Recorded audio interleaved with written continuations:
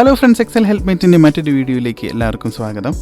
ഇന്നത്തെ വീഡിയോയിൽ നമ്മൾ നോക്കാൻ പോകുന്നത് എക്സലിലെ മെഷർമെൻറ്റ് കൺവേർട്ട് ചെയ്യാനുള്ള ഒരു ഫോമുലയെ കുറിച്ചിട്ടാണ്. വീഡിയോ ഇഷ്ടമായി ഉറപ്പായിട്ടും ലൈക്ക് ചെയ്യുക.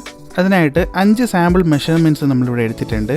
കൺവേർട്ട് ചെയ്യുന്നതിനായിട്ട് നമ്മളിവിടെ ഉപയോഗിക്കുന്നത് എക്സലിലെ കൺവേർട്ട് ഫംഗ്ഷനാണ്. അടുത്തതായിട്ട് കൺവേർട്ട് ഫംഗ്ഷൻ ഉപയോഗിച്ചുകൊണ്ട് ഈ മെഷർമെൻറ്റുകളെ എങ്ങനെ കൺവേർട്ട് ചെയ്യാമെന്ന് നോക്കാം. ആദ്യം തന്നെ ടേബിളിലെ ഫാരൻഹീറ്റ് എന്ന മെഷർമെൻറ്റിനെ എങ്ങനെ ഡിഗ്രി സെൽഷ്യസിലേക്ക് കൺവേർട്ട് ചെയ്യുമെന്ന് നോക്കാം. അതിനായിട്ട് റിസൾട്ട് ഫീൽഡിൽ നമുക്ക് ഫോമുല സ്റ്റാർട്ട് ചെയ്യാം.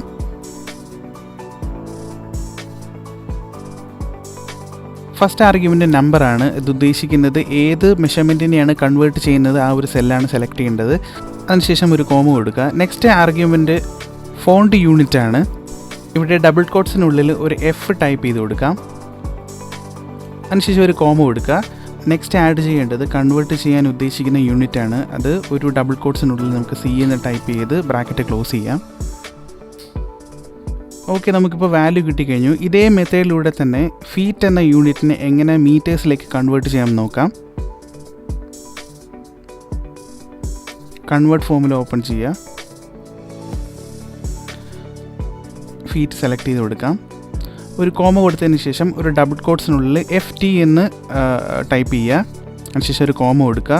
കൺവേർട്ട് ചെയ്യേണ്ടത് മീറ്ററിലേക്കാണ്, അതുകൊണ്ട് ഡബിൾ കോട്ട്സിൽ M എന്ന് കൊടുത്തതിന് ശേഷം ബ്രാക്കറ്റ് ക്ലോസ് ചെയ്യാം. ഇപ്പോൾ നമുക്ക് ആ ഒരു മെഷർമെൻറ്റിലേക്ക് കൺവേർട്ട് ആയി കഴിഞ്ഞു. ഇതേ മെത്തേഡിൽ പൗണ്ട്സിനെ എങ്ങനെ കിലോഗ്രാമിലേക്ക് കൺവേർട്ട് ചെയ്യാമെന്ന് നോക്കാം. അതിനായിട്ട് ഫോമുല സ്റ്റാർട്ട് ചെയ്യുക. വാല്യൂ സെല്ല് സെലക്ട് ചെയ്യുക. ഒരു കോമ കൊടുക്കുക. അതിനുശേഷം ഡബിൾ കോട്ട്സിൽ LBM എന്ന് ടൈപ്പ് ചെയ്ത് കോമ കൊടുക്കാം.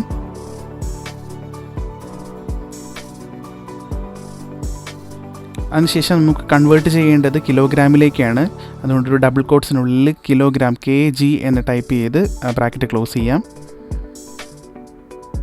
ഓക്കെ, നമുക്കിപ്പോൾ ആ ഒരു വാല്യൂ കിലോഗ്രാമിലേക്ക് കൺവേർട്ട് ചെയ്തിരിക്കുകയാണ്.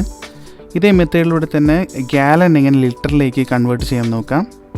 സെല്ല് സെലക്ട് ചെയ്യുക. ബ്രാക്കറ്റിനുള്ളിൽ GAL എന്ന് ടൈപ്പ് ചെയ്ത് കൊടുക്കുക. കോമ കൊടുക്കുക.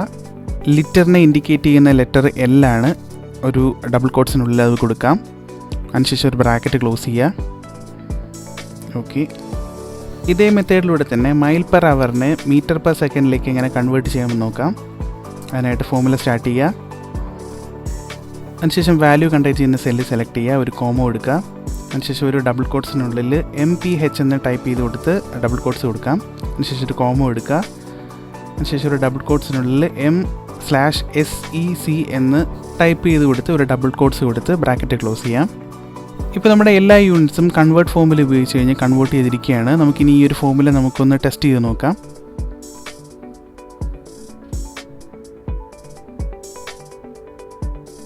എക്സലിലെ ഈ ഒരു കൺവേർട്ട് ഫംഗ്ഷൻ വളരെ യൂസ്ഫുൾ ആണെന്ന് കരുതുന്നു.